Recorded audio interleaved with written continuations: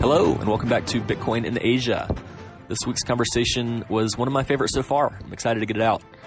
I met up with Top Jirayut, who is one of the most successful and impressive young founders in Thailand overall. And relevant to this podcast is the co-founder and CEO of Thailand's largest and fastest growing Bitcoin exchange, Bitkub. Also, prior to founding Bitkub, Top co-founded another one of the most successful Bitcoin companies in Southeast Asia to date, CoinsPH, out of the Philippines, and also ran its Thailand branch before it was acquired by Gojek.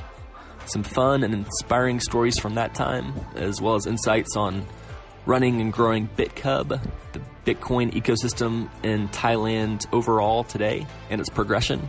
I think Top's is actually one of the best and most instructive stories in all of Bitcoin, and I hope you enjoy it and learn something from this conversation. All right. Thanks for hosting me in y'all's office today, Top. It's fun to be back in Bangkok and to be in the new office this time. Happy to welcome you here. Thanks. Nice to see you. Thanks. The last time I was here, I guess we first met back in early 2019 at a meetup that we were kind of on the panel at, and then when I came to your office, then I was very impressed by the amount of activity, the amount of kind of energy there. But now I think my first impression is just how nice of an office this is, and how you've moved into a nice new building, nice new office. So congratulations on that and all the growth. Thank you. Really excited to get into kind of your background, how Bitkub came to be what it is today. And so kind of start out, just, I guess, take us back a little bit to your your background in Thailand and university days. Sure. So my name is Top. I was educated in Thailand until primary school. And then when I finished I was actually a very bad student. Okay. I always got into fights. Fights, yeah. So bad. School. At school. Oh wow. So bad that my parents had enough. So Mm-hmm. they decided to send me to New Zealand. Interesting. Okay. Yes, it's a really quiet country. Yeah. Really small. A country of 4 million people. Uh-huh. With sheep, I'll be fine there. Okay, that's wild. I didn't know that. Send them to send me and my brother to a boarding school there. Uh-huh. So your brother got shipped along with you. So was he happy with you, or was he upset about that? I mean, both of us were very naughty, bad students. Oh gosh. So we both were sent together to New Zealand, and still, even in New Zealand for high school, we was just focusing on sports mostly. Didn't focus on study. Okay. What were you playing? Football. Okay. The main sport here in Thailand is football. Mm-hmm. But it was so bad that I realized a bit too late when I was about to apply to the university that I could not get into any of the Thai universities. Oh wow. Okay. Because my grade was so bad. Okay. And that was the shocking moment that I should have focused more on my study. The guilty moment. Yeah. But luckily I also applied to the UK. The UCAS system. You get to pick 5 choices. Mm-hmm. And luckily the middle rank university accepted me. Okay. Manchester University. Yeah, Manchester. Okay. So when I made a promise to myself from the very first day of uni that I would change my life, turn my life around. Yeah. Wow. What an example. That's great. Because it was so embarrassing that I could not get into any of the Thai university after years of study. Yeah. So the first day of university, I remember entering the library for the first time in my life. Oh my gosh. Yeah. In Manchester. Were you a Manchester City or United fan? United fan. United, okay, cool. Part of the choice is why I chose Manchester because I was the United fan. Even the application process, you're putting school second there. Yeah. So yeah, it was the first day of first uni. I entered the library for the first time, and then I promised myself I would study hard and turn my life around. Okay. And that's when I started to sacrifice for purpose now. That was the first time in my life that I started to sacrifice for something. So I started to go into the library, 10 hours, 12 hours a day. That's a big move, big change. Yeah, big change. And even on Christmas, when all the kids flew back home, international students or local students, they all flew back to their hometown. I'm the only one. Wow. powered through snow Oh, man. to the office, to the library. And you could have been back here in Bangkok, and we already have Christmas decorations out now. It's early December, but it's nice and sunny and warm, and Manchester is not. It's really cold. So I powered through snow every day to the library, studying, and after 3 years, to my surprise, I came first out of the whole university. Wow. Okay. I got a special prize. After graduation, I'm the only one with a purple scroll. Oh, that's amazing. That was exceeded my expectation. Mm-hmm. That was like the first time I realized that, oh, wow, actually, when you really try, you can actually achieve beyond your expectation. Yeah.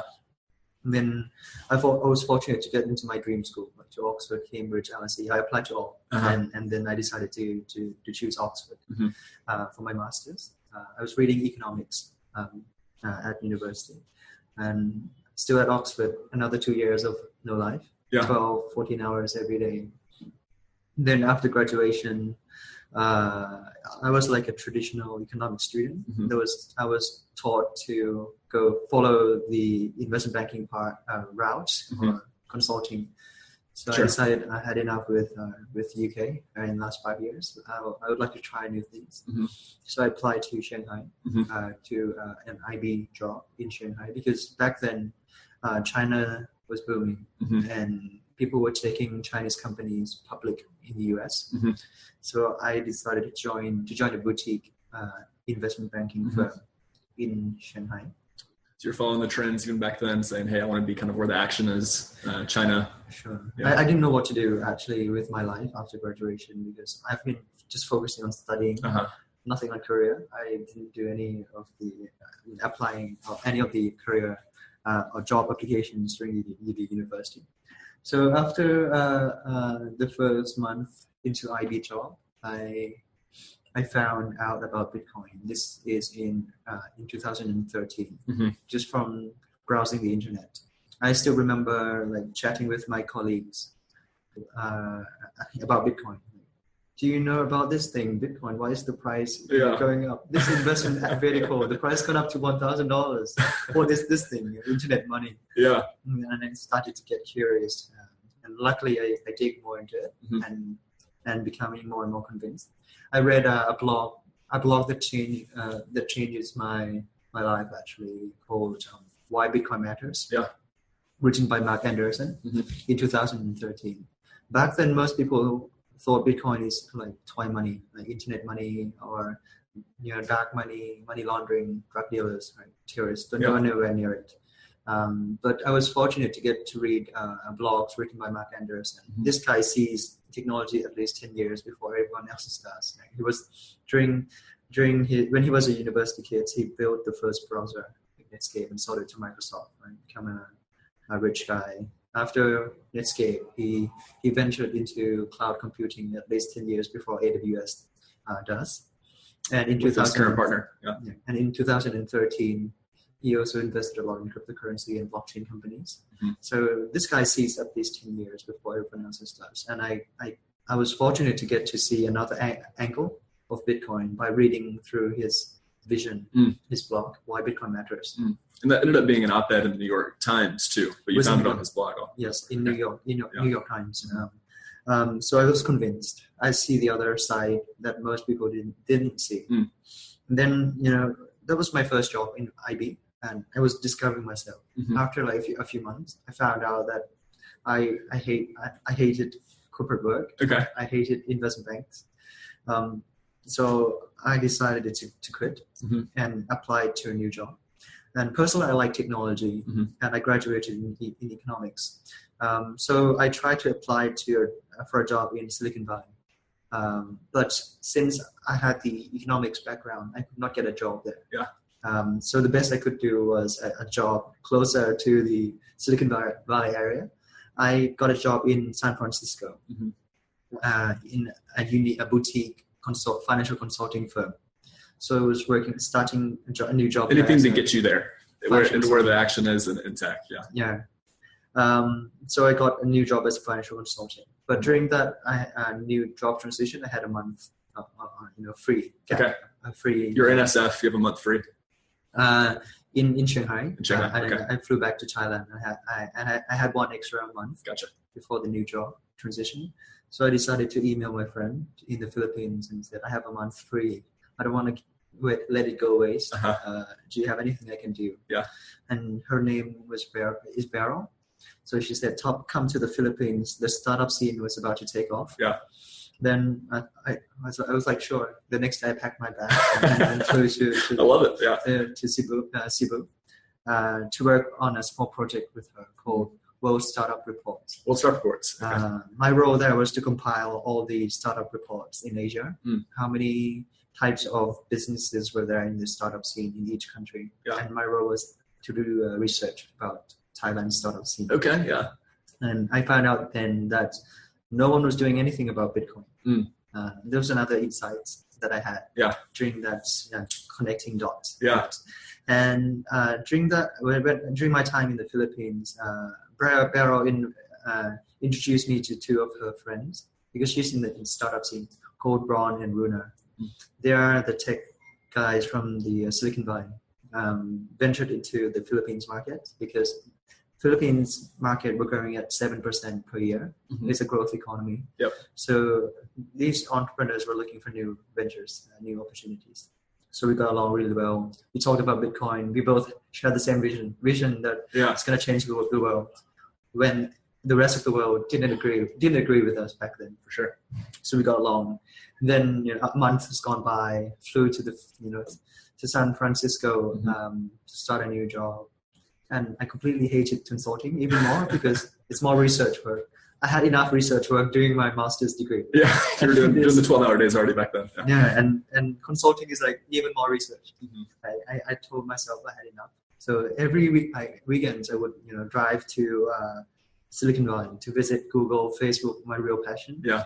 And you're visiting like friends from university and people you're kind of networking with in the area. Yeah, went to like Stanford, Berkeley to see the environment and everything. I completely loved San Francisco. The curiosity, and you're getting around, learning everything you can. Yeah, it's like an amazing city. Even when I went into a pub, like I talked to people in the pub, and everyone was like, "Yeah, I'm running a company and I'm changing the world." Everyone is like an entrepreneur. It's a very unique experience compared to if you go to a pub here in Thailand. Probably you're gonna a different experience for sure. Right? And I also emailed an ex-PayPal executive, Dan Chat. Okay, yeah, Dan. I just met Dan for the first time in Macau a couple months ago. Oh, I see. Yeah. So back then he left PayPal already, and I messaged him to arrange a meeting in a pancake shop in San Francisco. Yeah. And Ron also flew over to meet with Dan, and we shared insights. We asked him about what he thinks about Bitcoin, and these tech guys are very, very positive thinking. They all saw the other side of the coin potential, so that reinforced my beliefs about Bitcoin. And then I messaged Ron and Runa. I had enough. It's consulting. What are Ron and Runa doing at this point?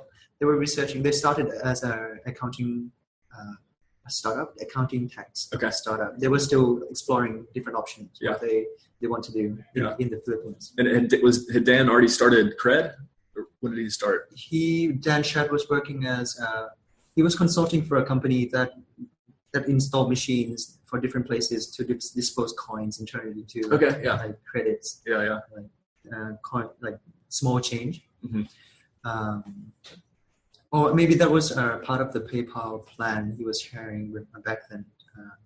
It's been a long time. So I messaged Ron Runa and said, let's start a Bitcoin company. Yeah. And said, fly over to the Philippines. And then I booked a ticket right away. Flew to the Philippines. My parents were shocked. So you can't just job hopping. Like every 2 months. Like this. It's not okay. And so they had the experience of being worried about you in high school, sending you off to New Zealand and seeing you transformed in university, and now you're this Oxford-educated guy who's in investment banking and an SF, and they're like, "Hey, this is great. This is exactly what you want us to be." And you're like, "Hey, let's give all this up and start a Bitcoin company in the Philippines." Then they didn't understand my decision back then. But luckily, I had like they let me try my own thing. Mm-hmm. So I started a few months with the first Coins PH in the Philippines, and then I decided to fly to Bangkok to start Coins COTH. Okay. Another office. We were raising like seed round back then. And in 2000, this is early 2014 now. 14. So the Coins PH is started as an entity in the Philippines.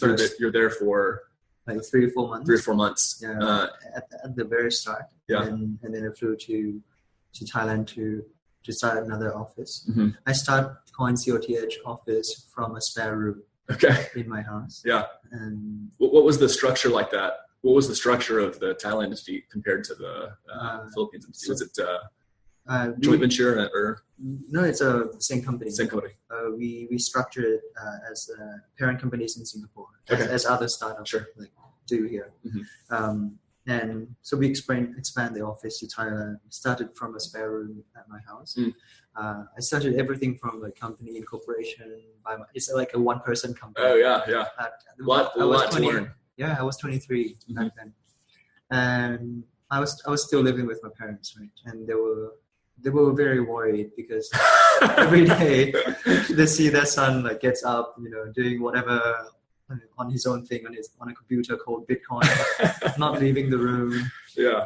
I think couldn't hire any employees because no one believed in what he does. Oh my goodness, I love it. And I think you had a nice profile in the Bangkok Post a couple of years ago. I think there's a line in that article about how they were quite upset that you were spending your time doing these strange things. Yeah. I think other people who have started businesses in this industry can certainly relate to that kind of judgment. But so you're a one-man shop in back in Bangkok now. Yeah, they were very disappointed because they didn't understand what a startup was back then. Yeah, are they in kind of traditional business here? Yeah, they run a traditional business, export import business, garments, and they started to start saying something to me that like this is after a few months of working alone. Yes. Top, why don't you go get a proper job? You have a degree from Oxford. Look at your friends. They all work for McKinsey, BCG, huge paychecks. Yeah. What are you doing unpaid? In a spare room, living with the parents. Sure. And when I go to see my friends, quarterly catch up, they would ask what were you up to with life? Yeah. I would say I started a Bitcoin company. What is they would start to ask questions like, what is Bitcoin? What is a startup? Yeah. And they all bragged about themselves like, oh yeah, now I work for BCG, Goldman Sachs, from the same class, right? The same graduating class. So people did not understand what I was doing back then. I could not hire anyone because I was 23. Yeah. And I was doing something very strange back then. Yeah. Called Bitcoin. So sorry to interrupt one more time. So you're in the Philippines for a few months. What's the Bitcoin scene ecosystem like in was it in Manila or were you still in Cebu? No. The second time I visited the Philippines, we start the office from Manila. Yeah. And is there much of a scene there? No. Back then, people were doing OTC. Yeah. Local Bitcoin. Uh-huh. So I still remember we had to create a front page Bitcoin company, but on the back end, we're still using local Bitcoin manually as a wallet. Oh, that's hilarious. Yeah. Transfer in and out for customers. And running around cash in, cash out to make sure the orders are being fulfilled. This Coins PH, just to add in, probably the most kind of successful exit of a Bitcoin company out here in Asia so far. So sold to Gojek last year, a nice exit.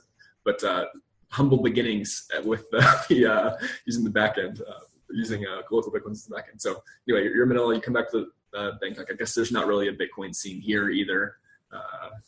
So we were operating out of local Bitcoin earlier back then, and I could not hire anyone. Yeah. The first 2 employees of the company in Thailand, I had to convince 2 of my cousins. Your cousins, I love it. Yeah. They were free, so I convinced them to try and help me start this office. Because no one believed in what I was doing. Yeah. Then we gradually grew about, I think 6 months into operation, the Bank of Thailand issued a letter saying Bitcoin could be a Ponzi scheme. The value could go to zero very quickly. This was an official letter sending to all the banks, every single bank, not to go near Bitcoin and not to facilitate any activities. And my parents went crazy and said, "Top, you have to really like stop doing this." Yeah, but like, who would they believe? A recently graduated son or the Bank of Thailand? Right, for sure. Yeah, that's like the worst thing publicity-wise for Bitcoin that can happen here at that point. Yeah. So there were a lot of arguments in the family because I tried to say, I read the blog from Mark Anders and this is going to change the world. Trust me. Who's this guy? Yeah. It was so bad that to the point that one day I'm the oldest brother and I had to transfer money to my sister in the UK. That was my job. Yeah. And I told them, I will prove for you that I can transfer this money to hit the UK's bank account within 30 minutes with Bitcoin. Okay. I had to transfer about 200K baht to my sister, Nan. Her name is Nan. And then I told my dad to wire that money to my account. I will show you the minutes. So after that, I logged into local Bitcoin, start buying Bitcoin, send money to sell it, and local Bitcoin UK. And then entering my sister's Lloyd's bank account. After 30 minutes, Nan rang home and said, "The money already arrived," without knowing that I was using Bitcoin back then. Yeah. And my dad was like shocked. Impressed. He was impressed. I was in a spare room at home, did not move anywhere. Yeah. How did my sister called over and said the money hits the bank. I love that. But it's not just that. Nan also said, "Why did you wire extra money? Why did the price of Bitcoin had gone up in 30 minutes?" So I made an extra 5% profit on that transaction. Goodness. Oh my goodness. Yeah. So that's when my parents started. Okay, Top, let's see. Okay. So I proved to them that I made an international transfer, but ended up with more money. Right. It's a better option than traditional banks. Yeah, could have gone either way there, but you got lucky with the 5% more. Yeah. So we started to grow from 3 people to 6 people to about 10 people company. So about 10 people, that's when I was fortunate to move out of the house. 10 people, okay. Hit double digits, move out of the house. What are your main kind of products at that point when you're growing early stages? It was just a Bitcoin website for buying and selling Bitcoin. Okay, still and using the local Bitcoin as a backbone. So we're just like the front end customer facing part. Do marketing to reach out to more people. Yeah. But we made good profit because of the spread is quite high. Yeah. So we moved to the first co-working space in Ekamai. Access. No, it was PS Tower 2. Okay. It was a 10 people team moved into a newly established co-working space. And then after a few months there, another big crisis hit us. The anti-money laundering officers sent us a letter with my name and surname, inviting us to go in and explain what we're doing. Are we laundering money? Oh my goodness. And that's when my dad went crazy again. Top, shut this company down right away. You have all other options in the world with the Oxford degree. Why are you putting yourself in jail? For money laundering. I was like, I'm not laundering money. Everything is traceable under the blockchain. We do KYC, AML. So, I had to go in and explain to the anti-money laundering officers what we're doing. And how we should draft a local report, cryptocurrency reports. So we were working closely with the authority to set up totally new framework because this is totally new. It's a totally new thing. No existing regulations that we can tap on. So when you go in for the first time, are they like asking like kind of smart, like directionally correct questions? Or are they just asking you kind of to explain everything to them? How in the know are they at that point? So we had to explain our current system, how we do KYC, AML, what is Bitcoin, what are the positive, negative side of it. And after 3 or 4 months, I became like email KYC expert. It's a big crisis. Fun thing to be an expert in, I'm sure. Because those things were not taught in school. How did you go about learning kind of the right way to do everything? Were you kind of in touch with those kind of people working in those departments at traditional banks, or were you just searching? I tried every way possible, like bring friends, lawyers, research, read, and practice. There were a lot of failures in the first company. Eventually we got through that crisis fine. And then we moved to a new office. We gradually grew the company. In every crisis, there are those employees who didn't believe in the vision, left the company because they were scared. So we moved into another co-working space with a team of 20 people now, 25. Then the Bank of Thailand issued us a letter inviting us to meet with them. All these invitations. But they were not friendly invitations back then, right? And so we had to go and explain what we're doing. We're an e-wallet company, and we're doing money transfer with this Bitcoin technology. So education started to catch up now, back then. This is in 2015-16 now. This is when the Bank of Thailand said, all the perspective of all the banks, they said that Bitcoin don't go anywhere near it, but blockchain is going to change the world. Okay, blockchain, not Bitcoin, So we had to rebrand our company. We're not a Bitcoin company, we're a blockchain company. Well, in the back of your mind, you're you know what's going on. It's the same trend everywhere back then. All the Bitcoin company rebranded themselves to blockchain company. So we had to go and educate the Thai central bank. A lot of sleepless nights in preparation before the meeting. As a 24-year-old having to get in front of these folks as kind of the face of Bitcoin in Thailand. I mean, that's a lot of responsibility, a lot on the shoulders. And after that crisis has passed, luckily it was okay. And then another big crisis hit us. The revenue department came to our office and stayed with us for 3 months, auditing our books. To make sure how do we pay taxes with Bitcoin properly. Interesting. So we had to educate them.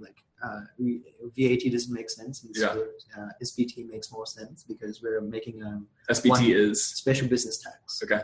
Not a VAT. Right. Because VAT is 7% here. Okay. But we're making it's like money exchange business. We're only making 1% profit on the spread. So you should be only paying 3% on that. Gotcha. So I went there so many times, different levels, trying to explain what Bitcoin was. And then I became accounting expert. After that crisis, accounting expert, KYC expert, all these crises, they were very painful. But high pressure. But they forced me to learn fast. Looking back, I really appreciate those. Those failures. Those things that get the stress out tend to bring out the best in strong founders. So. I'm thankful that I've been through this. And at the end of 2016, I decided to exit from the company. A new CEO came from McKinsey, took over the office. Then eventually the whole group got sold to Gojek. Runa also left. Right now, there are no existing founders in the company. Then in 2017, that's when I was doing different talks, probably an average of 1 talk per day. That's when the whole cryptocurrency market is booming. So I was the public face of the blockchain here. Blockchain guy. Let's pause there. So you decide to leave coins.th. Where I guess 2 things. So what was kind of the you mentioned these crises, employees leaving when they lose faith in you, the company, but essentially in you also. What was kind of the biggest challenge during that time? And did you ever have a point where you were kind of losing faith? Did you ever kind of doubt yourself? What was the all the time? It's entrepreneurship is one day I'm everything is going well, well. I'm winning. The other days are what am I doing? What am I doing with my life? Why am I carrying this big rock of responsibility? Could I just go and get a 9-to-5 job, go party and have spend time with friends, family. So I feel like giving up all the time, but I pushed forward, and I learned a lot from not giving up. For sure. And then, so Coins, TH, you leave in 2016? Early 2017. Early 2017. Gotcha. Anything else about kind of leaving the company there? What was kind of the status of the company in Thailand at that point? What was the Bitcoin ecosystem like in Thailand at that point? Really, really fast. Yeah. We're the biggest exchange in Thailand. Then the team is big. Yeah. And I believe that the McKinsey person would take the company to the next level. Gotcha. And I saw more potential in just beyond Bitcoin. Also, Gotcha. Blockchain is beyond money transfer. Okay. I want to contribute more to the Thai ecosystem. So I decided to. I was going to take a year off, but it wasn't not really a year off because I speak pretty much every day. The cryptocurrency started to boom in 2017 after Japan announced on the 1st of April 2017 that Bitcoin is legal. Gotcha. You can use Bitcoin instead of Japanese yen, and that's when the industry took off. Then I during that 2017 I created a new project called Private Chain. We tried to create a new generation stock exchange. Okay. And we participate in the SEC Thai FinTech Challenge. And luckily we came first. Okay. We created a stock exchange that are able to match equities real time T+0 seconds with the blockchain technology. Interesting. Okay. And we came first, and the SEC was kind of loose face a bit because we could not really launch the product because of the existing law, the legacy law. So they decided to create a sandbox to make sure that we can launch the business. Right. And after the 2017 boom, the SEC was ordered from the Ministry of Finance to put some regulation in place. So they decided to take this sandbox that they created and pivot it to the digital asset exchange. So I was working closely with them for 2 years. Okay. To help draft local regulation. And you're still on the board of the FinTech. Yes, Thai FinTech Association. Thai FinTech Association today. And they invited me to like their private hearings to give in like expert insights because I'm probably the only one with the years of experience. Because no one believed in Bitcoin back then. Right. It was just me operating the company. Yeah. So I went to their private hearings. And this is the private hearings for what's exactly the government agency? Digital Asset Exchange for Thai SEC, Security Exchange Commission of Thailand. They are assigned to look after the whole digital asset space. Gotcha. I remember pitching to the board of the SEC, the highest floor, external board members, internal board members, about how we should regulate this space. Wow. I was the one, and luckily they buy the idea. Okay. And they decided to go forward with which I still remember that they were debating, should we have a centralized custodian or each exchange have their own wallet custodian for security reasons. That's where they're most worried. Gotcha. For security purpose. Makes sense. So after like 2 years, like really like hard work, the regulation came out. And then I decided to take this idea, private chain, and go fundraising because the regulation is in the process. I know that the regulation is about to be launched. So I started to fundraise with different investors, and with my previous experience with coins, I was able to close the biggest seed investment round in the Thai startup history. Wow. We were able to close 2.1 million USD at 16 million valuation. Yeah. At 16 million, it's usually Series A in a Thai startup community. But that was our seed round. It was just a piece of paper. Presentation slides. Wow. But your history, your kind of proven track record, you raised $2 million at $16 million valuation for your seed round. 2.1. Yeah. Cool. And then I started to consolidate companies. And then I met my co-founders, Kunton Sakonkon. He was the former CEO of Garena Gaming, Thailand. Okay. He wanted to create an exchange also. So we came together and I started to fundraise. Gotcha. And then we put together a team. And he came from a gaming company in Thailand. Was it a kind of a known successful startup or known successful bigger gaming company? Garena is a C group. Okay. The unicorn. Okay, cool. It's a unicorn now. Yeah, in Singapore. Mm. They are all the FIFA games. They are from C Group, Gotcha. Esport company. They're listed in the New York Stock Exchange. Okay. EA. EA. There's one of the part of that game that they resell. Gotcha. Like franchise for the. Okay, cool. So he was CEO there. You pull him in. You're kind of chatting with him. Then he left Garena. Yeah. And he was one of the very very first user of coins actually. Oh wow. he always came to our meetup. Cool. Back then meetup was very small. Maybe a maximum of 30 people. Yeah. To attend a Bitcoin meetup back then. So he was one of those familiar faces all the time. That's great. So I guess back to that point for 1 second. So you mentioned that as part of your early team at CoinsTH, it was essentially marketing, right? You're marketing Bitcoin, you're marketing what people can do.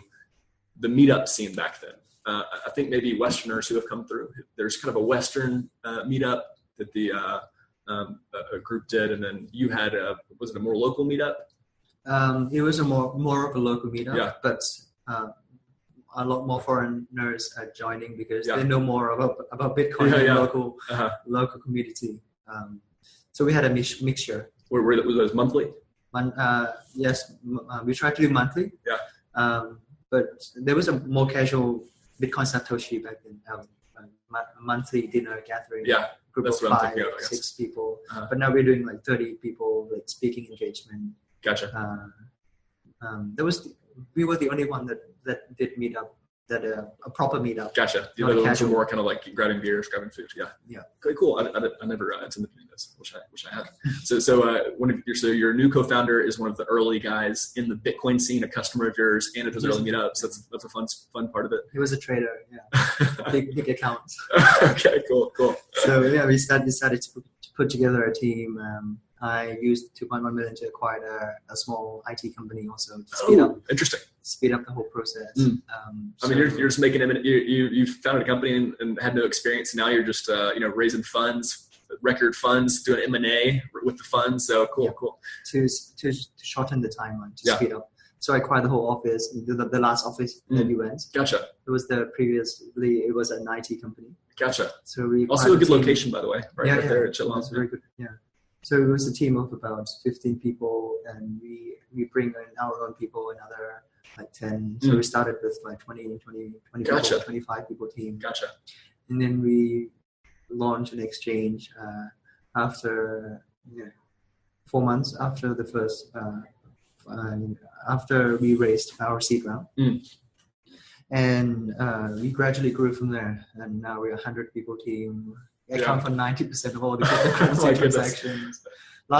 2 months ago, we grew 1,000%. Oh my goodness! In terms of revenue, transaction, and right now we are probably the most profitable blockchain company in Thailand. Yeah. Under our group, there are 3 companies now. The first one is a cryptocurrency exchange, a fully licensed. Okay. One of the 2 companies only. So the company that you, the kind of holding parent company is called, that you started initially and then started to make these purchases through, is called what? Bitkub Blockchain Capital. Bitkub Capital Group Holding. Bitkub Capital Group Holdings. Okay. And then So we raise fund there, yep. and then we create more blockchain companies under that we hold 100%. Gotcha. Right? The first one is a fully licensed cryptocurrency exchange, which accounts for 90% of all the cryptocurrency transactions in the country. 90% of cryptocurrency transactions in the country. Very profitable. Bitkub. Bitkub.com. Yep. And the second company is a blockchain solution. So we push blockchain beyond the money system, beyond the banking system. We are working with the governments, private companies, and publicly listed companies. All of them are our clients for blockchain projects. Because they don't, we are the face of blockchain, so they usually come to us. Also very profitable. The third company is Blockchain Academy, Bitkub Academy. Bitkub Academy, okay. So it's very similar to Blockchain Center. So we educate corporations, B2B, and we also do B2C. Yeah. How to open account, how to trade cryptocurrencies. So right now there are 3 companies operating under our group. Gotcha. And we have a huge pipeline of other companies lining up. We're planning to do broker-dealer license, ICO portal license, digital assets, mutual fund, advisory services under this group. I think if we grow at this rate, we'll probably hit 200 people next year. Oh, wow. And 6 months ago, we closed a pre-series A, also the largest pre-series A in this Thai startup history. We closed almost $2 million USD at 25 million valuation. Yeah, so 6 months later. So you raised the Series A. You're kind of maybe in a kind of a capex phase. You're doing some M&A investing in your infrastructure for the exchange, and then 6 months later you raise a pre-A, another 2 million. After about a year and a half. A year and a half, gotcha. And then we raised pre-A, another almost 2 million at 25 million valuation. Yeah. At 25 million, it's usually beyond Series A already for a Thai startup. Yeah. So some context for listeners in the U.S. The largest seed round at a 16 million valuation, and then this pre-A at a $25 million valuation is ahead of where most pre-As in Thailand are. And then we grew 1,000% since then. So 25 is already like undervalued. Right. 1,000% since 25. Yeah, that's great. I hadn't heard all the detail of this background. It's been fun to hear the ins and outs of it. So Bitkub today, you kind of gave an overview of the different entities under the parent company and business lines. Can you take us maybe a little bit more specifically through some of the milestones in the growth of the exchange? That's kind of more the Bitcoin play of this. Where did that growth start to kind of hit a tipping point? How did you get to the point where 90% of trading is on Bitkub? There was a point where there was more competition, and I think there's been some regulatory things that have happened in that 2 years. Take us through some of that for the exchange. Sure. So when we first launched an exchange, that was in 2018, after the ICO boom. Yeah. So the first thing that we did, we experimented was giving out a car Marketing. for the marketing to try to get people to sign up. Yeah.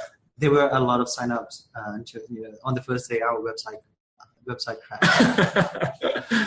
It's a good result for the marketing. Yeah. But after that, we realized that the product is not as stable because we were racing against time. We need to launch before the regulation is launched. Otherwise, that's another 6 months of frozen period. Gotcha. That's why we were racing against the regulation to be out before the regulation. So you want to launch before the regulation, and then there's going to be like a kind of a grandfathering in period once the regulation comes for people who are already operating. Yes. Gotcha. Yes. So the website went down, and we had to stabilize the system.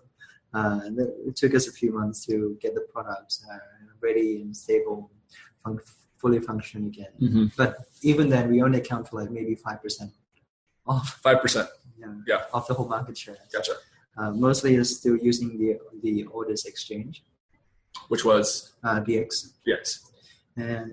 But then we try to add new coins to make sure that the number of coins matched with BX. To make sure they have 28 coins. So we started to add more and more coins until we overtook them. Now we have 30 coins, some more products.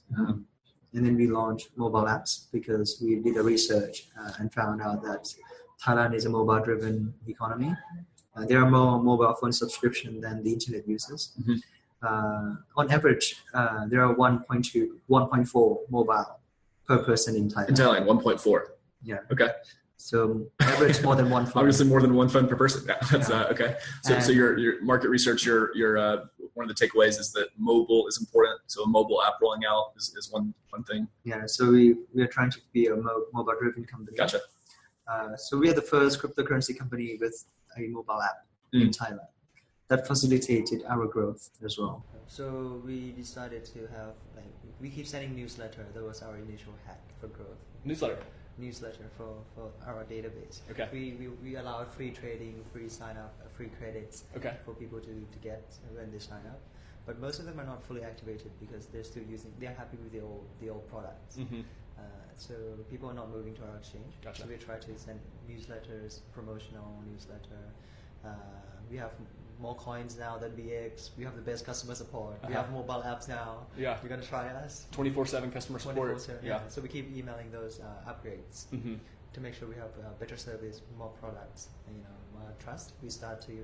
I pretty much go to every single event Mhm. as a speaker in Thailand. You do probably 400 talks that Yeah, year. Yeah, I mean 400, 500 talks now in the last 2 or 3 years. Yeah, yeah. Average like one stage each. So people in the Thai community probably know my face already. Yeah. That I'm the face of Bitkub, so they have trust that there is a face behind this company. Yeah. And the other BX guys, he is very introvert. He never go to any events. Interesting. So the reason why the people were using his exchange is because he's been here for a long time. So it takes time for the community to trust a company, but he's not very socially extrovert person. So I'm trying to first fill in the trust gap Okay. by being the face of the company, go into different talks, educate people, sign people up organically. Yeah. to So, the so you exchange. through the fire, you became an AML expert, AML KYC expert. You became a tax expert, and then in this new founding role, you became a marketing expert and getting the word out. So Yeah, an so important part of it. I'm doing a different role here because you learn a lot from the previous company, Mhm. and within this company, I did not repeat the same mistakes Okay. as I previously did, Uh-huh. and the company grew really fast Yeah. from the previous mistakes, Mhm. from skipping the previous mistakes. And I was putting people in place of what I've been doing in the past, so I have more free time to put in a different hat. So now my job is mostly lobbying, like public policy, Okay. spokesperson. Mhm. Those things I did not have a chance to do because I was putting out fires in the Mhm. previous company internally. Yeah. So now I'm more like an external CEO. Gotcha. And the system designer to design a system for it to self-function. Yeah. The company must be able to function without like me being there every day. Yeah. So I'm more like a system designer and external CEO Mhm. to share about the vision, mission, spokesperson, lobbying, working with the government. Yeah. Strategic direction, making sure that there are no catastrophic problems on the regulatory side Yeah. or the money side. I guess Yes. is So my job is to bring in resources, Mhm. set cultures, lobbying the government, and being a spokesperson. Yep. Hopefully, there's a public policy team who will take care of this There you go. soon. So that's the as next company growth scale. piece. Yeah. Yeah, so I can start to wear different hats as we move along and grow the company. And we were doing really well after those organic invitations Yeah. and product launch and service improvement. And we connected to all the banks here, trying to do more hours, longer hours, 24/7. Uh-huh. Email, answering customers faster to win over customers' heart. Uh-huh. And we gradually grew until we took over around like 30% of the market shares. Okay. And it was I think last year was the first month that the whole group started to become profitable. Okay. Break even Yeah. for the first time. Yeah. We were burning like 3 million every month. Mm-hmm. And then 3 million baht. yeah, Mm-hmm. we were a team of like 60, 70 people, Yeah. very lean. Yeah. And yeah, so we started to catch up with BX, and then suddenly, out of the blue, they decided to say goodbye. I'm leaving the industry. Please transfer your assets out within 30 days. That's when we grew 1,000%. Okay. And now we are very profitable. We're a team of 100 people. Yeah. We haven't stopped. We have a lot of sleepless nights for people here because we had to like grow 10 times in like a few months. Yeah, I was talking to your co-founder last night, and he was talking about the number of days he had worked in a row without taking a day off. I think his max was 35 days in a row with no days off, working like 14-hour days. So that was that extreme growth period is exciting, but also tiring, I'm sure. I mean, I can tell you now, in 2019, this year, we're about to end the year. Mm-hmm. I have probably taken less than maybe 10 days off Mm-hmm. for the whole year. Yeah. Because even on weekends, I'm like speaking for the company Yeah. in different places. Yeah. Or catching up with the office work. on the weekends. One additional thing I want to pinpoint. So I think something that people in the West, when they hear about what's happening in Thailand and kind of the Bitcoin space, the kind of public statements by regulators, any kind of licensing that happens are probably the things people remember the most. Anything happen in that last year and a half on that side that is worth mentioning? I know there's kind of there are some licenses given to certain exchanges. Maybe pinpoint that a little bit.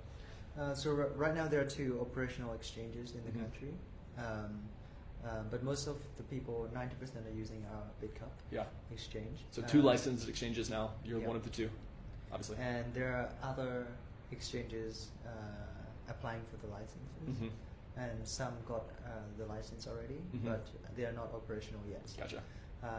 But unfortunately, like those exchanges that got the license, they're hacking events outside of Thailand. For example, Upbit, they got a license in Thailand, but recently their parent company got hacked for $50 million. Yeah, just this past week. Yeah. So the SEC of Thailand is very conservative. Right. So I'm sure there was please hold on. Gotcha. Don't launch it. Yeah. Also, I can imagine. Yeah. Bitkub is another one that got a license from Thailand. Then the Japanese counterpart got hacked. Oh gosh. So the SEC said, hold on. Yeah. You're not launching anytime soon. Yeah. So when some of these other exchanges that are Asia-based exchanges, but want to open up an office in Thailand that's with the right licensing, are they mostly getting in touch with entrepreneurs in Thailand who want to be the kind of franchise of the exchange, or are they coming in and trying to do it themselves as kind of outsiders? There are two models actually. So say for Hobby Thailand, they're still in the process of applying for the license. They're using Hobby Cloud. It's like an AWS version for exchange, white label. Yeah. Their technology over, but it's still the operational team or the fundraising team is still local. Yeah. They are the previous Cash2Coin, Coin Asset team combined. Gotcha. Okay. So we're not too worried about this team because, I mean, all those crises they've been through in the past, those guys haven't experienced any of them yet. And I was fortunate that I could experiment back then. But now with the regulation in place, those guys have less opportunities to fail. Okay. Right, so that's a great point that you've had to make it through these fires to have that experience. And those are business secrets that no one would know, apart from us that failed before. And learn fast. So we're not too worried about those guys. And there are other ways to other foreign exchange. They'll come in and with themselves and finding local country manager. Cool. And 90% market share. That's y'all are clearly kind of have been in a dominant position here.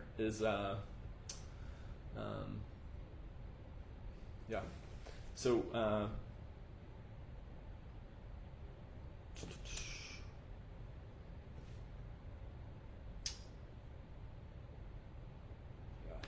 Can you? There are other exchanges that are wanting to enter the market for a reason, right? There's growth. There are users.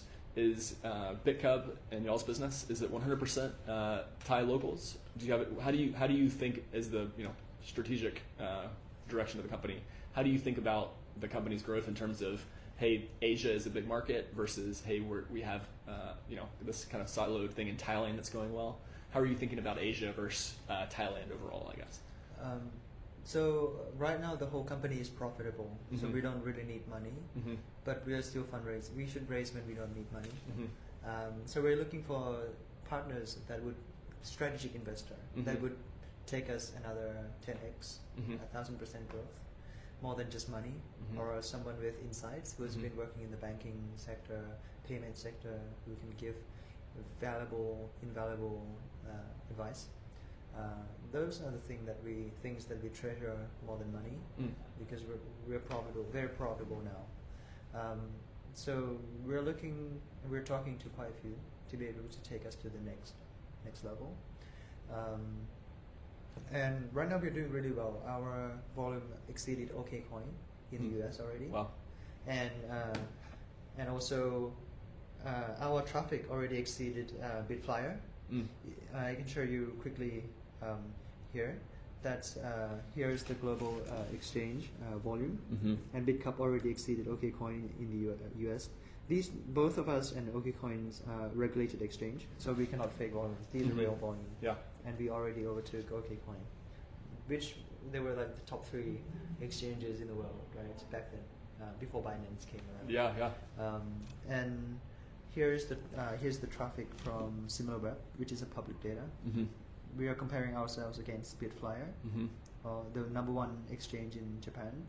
We already overtook Bitflyer, the blue line. Yeah. We have more visitors per month than them. Impressive. Now. Yeah. Encourage everyone to look that up themselves, but so over these are all public data. Yeah. So we're doing really well, exceeded our expectation with very lean. We will be profitable for the whole year this year. Finally, by the end of this calendar year, which is only the 2nd year of the company. It's amazing. It's amazing the growth over these 2 years. Yeah, and we only burned like almost 2 million. Not even 2 million in the first year. So we didn't even touch the pre-Series A money. You've been very, I guess, public in kind of your strategy and I guess just communication-wise. I think your blog post on your secret strategy for growth that you published, and then a letter to shareholders. I would recommend anyone listening to. We'll link those in the show notes, but to give a little more insight into how you're thinking strategically. So those have to be some happy seed investors. I know we were introduced originally by one of your seed investors who's a mutual friend. So it's fun to kind of know some of the people who are part of that. Sure. So we're trying to create a new generation stock exchange, and we can't do this ourselves. There must be different players from the ecosystem that try to grow and work with. For example, Siam Blockchain is the biggest media here. Yeah. Blockchain is like blockchain news. Yep. We are the main investor, the largest investor, and we're working with them closely to educate the public. Yep. And onboarding new people into Bitcoin is an important part of your growth. Yep, the right way to understand, have the right knowledge. Or even 2 days ago, there's the largest blockchain event. 3,000 people 3,000, in Bangkok. It's amazing. Yeah, last year only 1,000 people came. That was big already, like the biggest event of the year. Yeah. But this year, within a year, we will manage to grow 3x. Yeah. It's a very exciting market. The blockchain developments or awareness already exceeded other countries. If you were you talking about any specific metrics there? Awareness of all the cryptocurrency. We are one of the very first country to legalize it, legalize trading, to give out exchange licenses, or even on the blockchain solution part.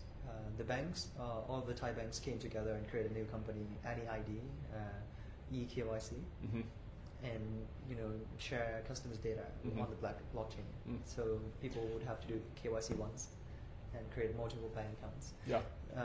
There are a lot of different blockchain projects. We are tokenizing corporate bonds with the Ministry of Finance. We're working with them. Even 3 weeks ago, the Bank of Thailand came to our office. A good one. This positive. They came to your office, so you invited them this time. No, they keep asking me when can they visit. There you go. They brought a team of 10 people. Now they have a separate digital currency team. Wow. In Thailand, Bank of Thailand, 10 people team, and they started to ask us for advice now. Like, if Libra is coming along, if digital yuan is coming, what should we do? Should we create a national digital currency? Yeah, interesting. So y'all are obviously part of the brain trust for what Thailand's kind of digital currency strategy is going to be, which is a cool spot for you to be in. Yes, because I was fortunate to help the SEC before. Yeah. And the Bank of Thailand ignored this and said, this is not classified as currency. It's an asset. You guys look after it, the SEC. But Bank of Thailand, central bank, gives it over to the SEC to be part of their portfolio. Gotcha. Yeah, completely. They don't want anything to be involved with cryptocurrency. But after the announcement of Libra, stablecoin, and digital yuan, right? They are stablecoins, so who should really be looking after the medium of exchange? Sure. So they started to explore and create a new team, start experimenting. Okay. and they came to our office and asking for our advice now. So it's a good visit this time. Yeah, that's great. Completely different story from 3-4 years ago. Yeah, that's awesome. It's really fun to hear this. So, kind of last point, your kind of market sentiment here. We just had the biggest conference that there's ever been in Bangkok, 3,000 people, locals and people in town for it. Growth trajectory for Bitcoin in Thailand now. You kind of have a hand in that via the exchange side is the, I guess, most popular onboarding tool for new people into Bitcoin. Plus, you have kind of this education initiative that Bitcoin is probably a part of. What do you see as the most important things in the next year or 2 years in terms of onboarding more locals into Bitcoin and kind of the role that you're playing? I mean, if Libra is really launched by 2020, in the latter half of the year, it will create mass adoption for sure, or digital yuan. It would speed up the whole ecosystem for sure. But we're not betting on that. We are pushing the ecosystem ourselves too. Recently, we partnered with Ripple. They're launching RippleNet system that allows us to do remittance with one order of magnitude cheaper than existing system. Recently, the Purple Bank in Thailand is testing RippleNet, right? Ripple, not RippleNet. And transfer money between Thailand and the UK, and that takes them only 30 seconds. And the fee is almost 30 minutes for you back in 2013. Now it's 30 seconds, and almost zero fee. So we are integrating with Ripple now, and hopefully we can open remittance service and help improve lives of people here by reducing this deadbed loss that you have to pay to intermediaries. It's a 10x better product, better experience. And also, we are already very profitable by charging 10x less than the current banking applications. Yeah. And we're planning to launch a crypto debit card as well, debit card, to facilitate the tourists coming to Thailand. Thailand is like a tourist destination, destination. A lot of tourists here every year, and they're paying expensive, ridiculous money exchange fee. And once we launch this card, people can request the card from our app, and they can keep their wealth. Or even foreigners who could not open a bank account, cannot get access to financial services here. They can open a Bitkub account at home, eKYC, and they can keep their wealth in USDT, which is another stable coin, or another future stable coins. And when they really need to cash out, then they can use this card on any ATMs in Thailand without the need of having a proper bank account. So we're acting as a layer on top. Yeah, that's huge. And they're using us as a bank, as another bank. And you can use this card for payments around Thailand instead of cash, or even get cash out on any ATM's machine.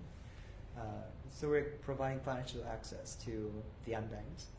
Even the foreigners that are unbanked, not because they can't afford to, but because banks don't allow them. Exactly. So, so we can be a foreign digital bank in the future for money transfer, for cash in, cash out channels, utility bills, credit. Connecting the fiat and digital. And, acting as a bridge. The bridge, very cool. Dude, well, really, really interesting tidbits from you this whole time. I've enjoyed it. I guess to close, more of a cultural kind of Thailand thing. What's one thing you would recommend anyone who is not from here to do or learn about? One recommendation, something to eat, something to watch, a book, anything about Bangkok, where we are. What's one recommendation you would have for someone who's traveling here and wants to learn more about the city? I think there's a research saying that if you have like 7 days, where's the best to go? I think Thailand's number one. Okay, to spend your 7 days. It's the best spot.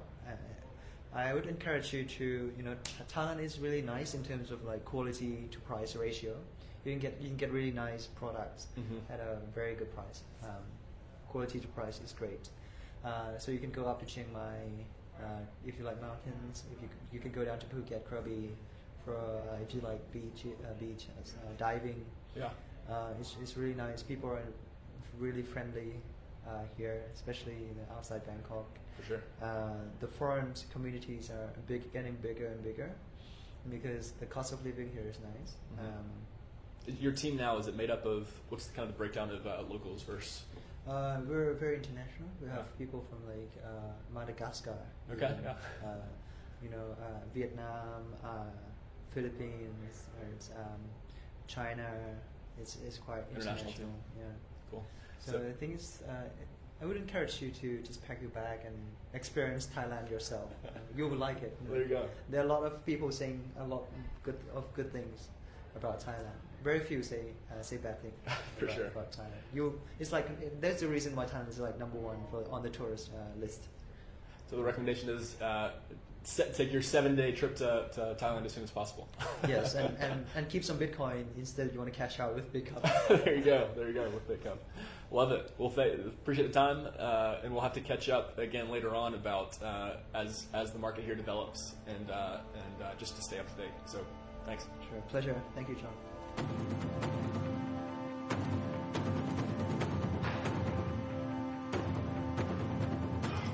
Quick reminder, all of the content in this episode is for informational purposes only. You should not construe any such information or other material as legal, tax, investment, financial, or other advice.